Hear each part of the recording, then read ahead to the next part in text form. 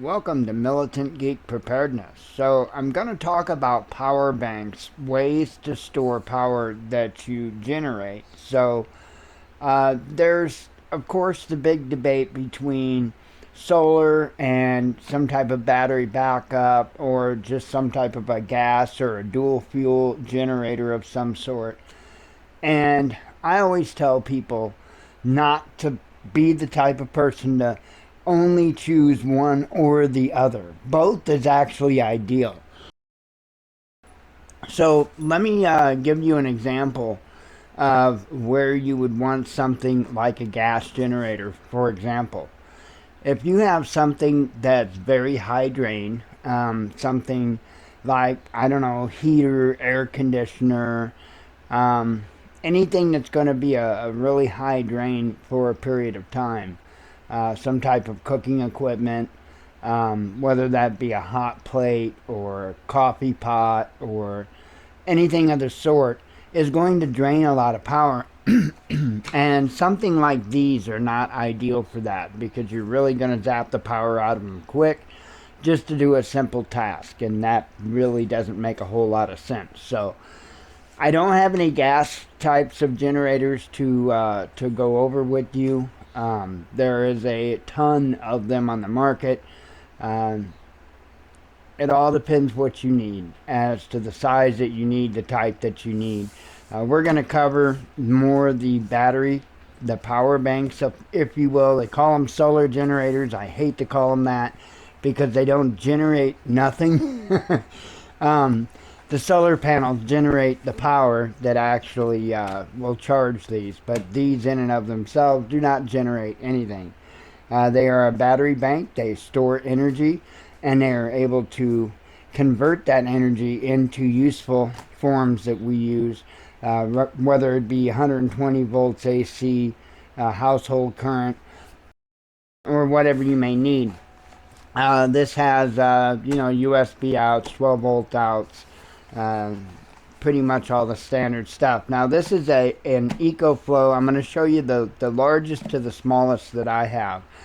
I by no means have anything extravagant whatsoever. My system is pretty small.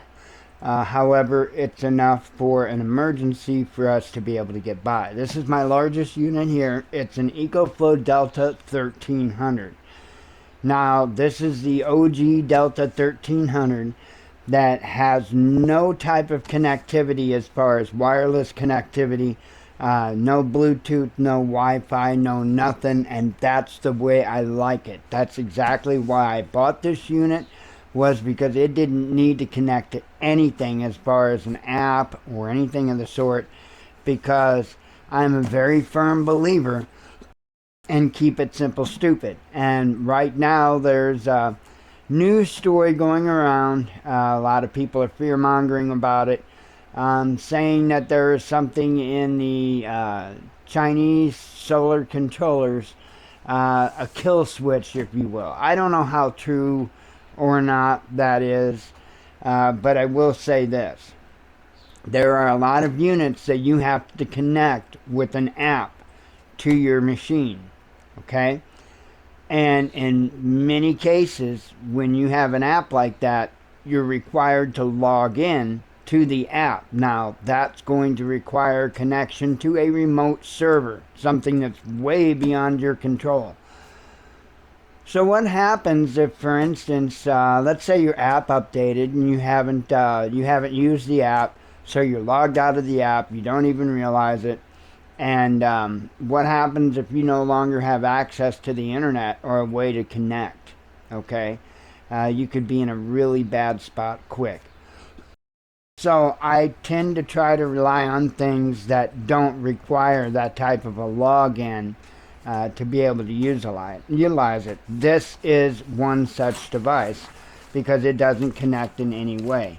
Like I say, it's the Delta 1300. They still have them. They're not cheap. It's kind of odd. You can buy the newer, fancier ones, even with the better battery technology in them. You can buy much cheaper than what you can buy this unit right here. And I kind of have to question that, but it is what it is. So again, let me turn the front to you here. This is just EcoFlow 1300, and it's called a 1300 because it's got 1,260 watt hours of battery capacity. So if you were to look at that, you could use 1 watt of power for 100 or 1,260 hours, or you could flip that around and you could use 1,260 watts for 1 hour. So I want you to think about that. You know, a coffee pot's probably going to be around 12 to 1,500 watts would be my guess. I haven't tried it, but that would be my guess. So it wouldn't take very long, you know, for a coffee pot to be able to drain this thing down. Not a real good use of it. You're better off with a percolator and a Coleman stove for coffee. But that's what preparedness is about, having those other options you can use. I've got a percolator in there. I've got Coleman stoves I can use. But we're talking power. This thing has the ability to put out 1,800 watts continuous power. That's pure sine wave power. And it can surge up to 3,300 watts. So not bad. It's the reason I have this is for a fridge. So this is our refrigerator backup and other little things that we run off of it, but primarily refrigerator backup. You can plug in a fridge every 2, 3, 4 hours, however often you feel up to it. If your refrigerator is efficient enough, you could probably just leave it plugged into this unit and it would be enough. We've got an old fridge. It's not super efficient. It runs quite a bit. So it'd be best to unplug it and then plug it in every 2 hours, 2.5 hours, something like that. Just to be able to keep the fridge cool and not zap this thing down too awful quick, so that you could charge it back up via the sun, which we'll cover solar panels in another video. You can charge it back up the next day with the sun, be able to keep the fridge cool and have enough while the sun's not up to be able to keep that fridge cool. So primarily that's what the use of this one is. I can't love these enough. But again, they're not cheap. You can get the newer technology even cheaper. It's kind of weird. My advice is maybe look around. It doesn't have to be EcoFlow. In fact, I will probably never, ever, ever buy another EcoFlow product in my life. I just don't appreciate the direction that their company had went.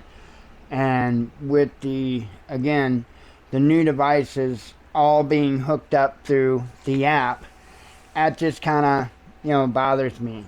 And if there's anything about, some type of a change up or something like that, well then, or, them being able to shut things off, kill a switch, something like that, well, that makes it more plausible.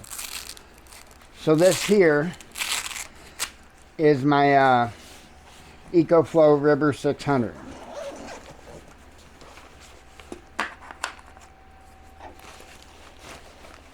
Snake it out of here. This one gets used quite a bit more for various little things. So not as big, obviously. This one can handle 600 watts continuous, 1,200 watts peak. 288 watt hours is the capacity of it. So yeah, this is an okay little unit. Now, it's very minimal what the app can control in this. Yes, you can turn on the light if you want. You can turn on the AC port, the 12 volt ports, all from within the app, just as you can just from the panel here, right? There's really only a couple of things that you have to have the app to change, and one of those things is the whatever they call it, the X Boost or whatever. I never run that anyway, so that always stays off.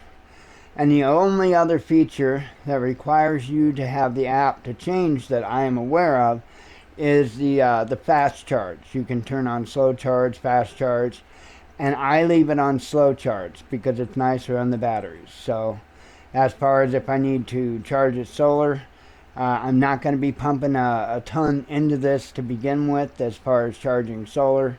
I've got 4 100 watt glass rigid panels for the Delta 1300 here.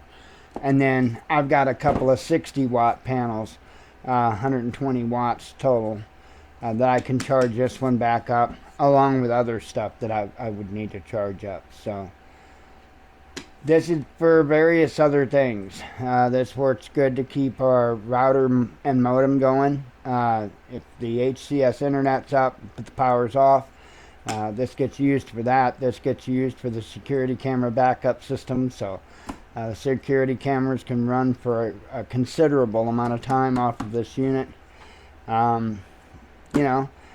Again, we don't have a lot, but we have just enough for our needs.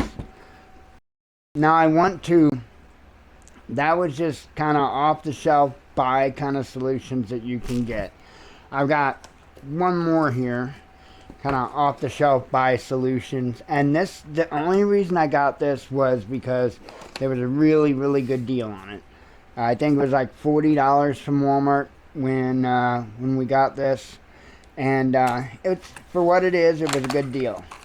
And it's a little bitty 100 watt power inverter here.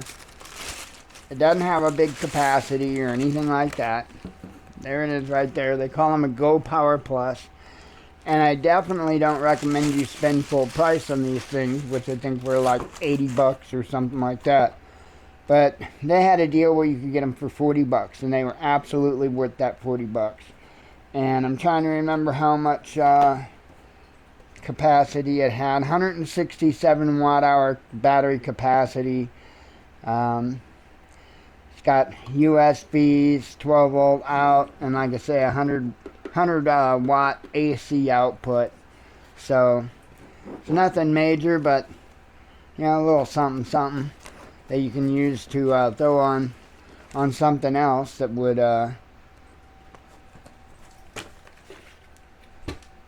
help. So this obviously is an off-the-shelf solution. This is what we use in our communications bags, and they're just little bitty Anker 13,000 milliamp hour rechargeable power banks. This is to be able to recharge the radio equipment up if need be, and of course I can charge these back up off of the bigger units. I can charge these directly off solar panel if I wanted, off my portable ones. Again, I've covered those in a different video. Now I'm going to talk a little more about the do-it-yourself, more oriented. This is going to be the cheapest way that you can go about it if you choose. So this here is a power inverter. It is not as far as I know, it's not a pure sine wave power inverter. They claim 2,000 watt, and I think that is actually what they claim as continuous. I believe, because it shocked me, but I wouldn't necessarily trust it. This is a ultra cheap Chinese power inverter, and I won't even trust it to try to run the refrigerator on it. But to run other various 120 volt AC things, I think it would be fine. So what you would need for this is you would simply need a 12 volt battery setup. Whether you had one battery, that wouldn't be ideal. Whether you have multiple batteries, which would be much more ideal. You just hook this up to your battery bank, and this will provide your 120 volts household current out. So again, not super powerful, definitely not pure sine wave, so you don't want to hook up anything really sensitive, as far as sensitive electronics to it. It would not be a good idea. So you're going to need a way to charge your battery bank. Of course, you're going to need solar panels or a windmill or something like that for that. But this is a solar charge controller, and what this is when you hook your solar panels up to this will control the amount of energy that's able to go into your battery bank from those solar panels. So this is kind of like your battery charger from the solar panels, if you will. So this is a 30 amp unit. It's an ultra cheap Chinese ultra cheap unit. I encourage you, if you're going to do it yourself, get much better quality than what I have here on both. You want to make sure it's an MPPT solar charge controller, which most of them these days are going to be. But you're probably going to want something a little bit better than this. Now this has capability to do 12 volt or 24 volt, and it can do either one, and that is going to be useful when I talk about this device over here. Anyway, this is kind of a do-it-yourself way. You can build your own battery bank this way. Again, use this to control the energy coming from the solar panels into the battery bank. Then this is hooked up to the battery bank to actually produce your household current. So, pretty simple.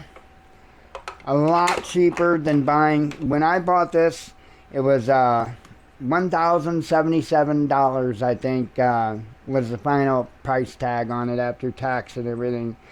Now they currently sell them for $759, the Delta 1300s, the ones that don't have no Wi-Fi, no Bluetooth, no nothing. And I still highly recommend these particular units for that reason.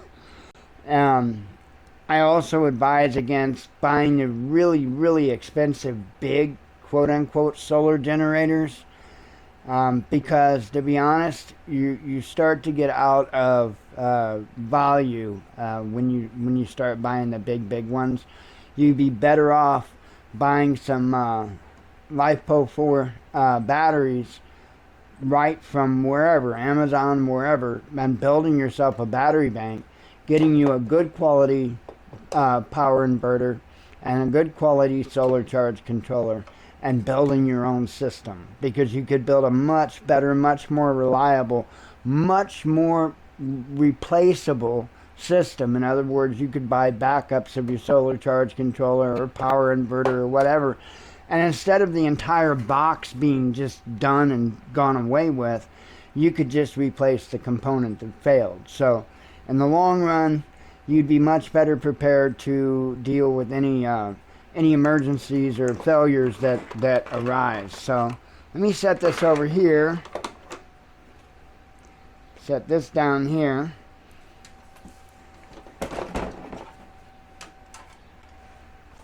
And bring this up. This here is a UPS, uninterruptible power supply. Now these are used on computers so that if the power goes out, the computer just doesn't blink off and you lose everything that you were working on. So this is a battery backup for a computer. Now, there's a lot of these floating around out there. There's a lot of people that when the batteries go bad in these, they will throw them away. Or you can find them on Marketplace, eBay, wherever. eBay, though, they're not lightweight, so I wouldn't suggest buying them off of eBay because of the shipping. There's some batteries in here. There's a screw that goes in there. I took that screw out so I could do this easier.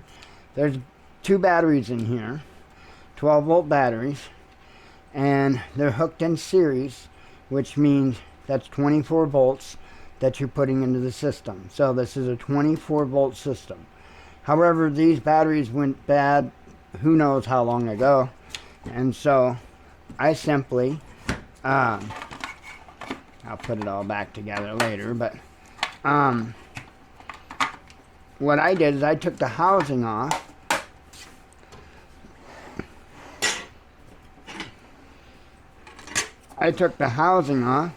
Trying to get it centered there, and I drilled the holes in the side just a little bit bigger, big enough to be able to get the cables to run out the side of the housing. And then I connected an Anderson connector here so that I can hook up a battery bank to this. So this, I'm not sure, I think it's capable of like 900 watts if I'm not mistaken. This is certainly pure sine wave because this is built for computer systems. This is a really high quality unit as far as a power inverter for you to use. And again, you can find them cheap. Sometimes you can find them free. If the batteries are bad in one, You can do like I did, look up how to do it, make sure you're safe. Make sure you look up how to do it. If there's any questions, feel free to ask me. I'd rather somebody ask me than hurt themselves or endanger themselves by trying to do something they're unfamiliar with. So you're welcome to ask me questions on it. But this is a cheap way to do it. And, you're going to have, say, two 12-volt batteries minimum. But you could expand that. You could go with a total of 4 batteries and just have 2 sets of batteries wired up in series. Have those battery sets wired up in parallel to this. And then you've got a larger system there. And if you've got a solar charge controller that can handle 24 volts, then you can hook up that directly to that battery bank and use solar panels plugged into this in order to recharge the system for your power inverter. So again, just another way. This is probably the cheapest way to get a fair amount of capability. I mean, 900 watts is nothing to sneeze at, for sure. But this is a good way to go, especially if you don't have a lot of money to do stuff. Otherwise, if you can afford to buy some LiFePO4 batteries from Amazon or whatnot, even if you can just get 200 amp hour LiFePO4s, man, you would really be set up fairly well. A power inverter, solar charge controller, of course, one that would be compatible with LiFePO4 batteries. I'm not quite sure this one would be. This one's for sure good with lead acid. I don't know that. I'm pretty sure it's probably not rated for LiFePO4. It's probably definitely not. But anyway, you do have to be mindful and careful of that kind of stuff. But power, you got to store it somehow, unless you can continue to generate it at any time like you could with a gas generator. This is what I've got, and this is a way that folks can go about it much cheaper, because again, stuff like these boxes, they're not cheap. And like I mentioned, one individual component can go out and let's say I couldn't charge it anymore. Well, what good is that then if I can't charge it anymore? Or the AC output doesn't work. Okay, so I've got one in there that my AC output don't work. The USB outputs work fine. The 12 volt puts work fine. You can charge it up either by electric or solar just fine. It's just the AC inverter died in it. And I keep it because that's still more power storage. Even if it's just the 12 volt, the USB, that's fine. More power storage. But nonetheless, again, if anybody's got any questions, feel free to ask. And I will be putting out very soon a video on the solar panels used to be able to power this stuff back up. Have a great day. Shalom.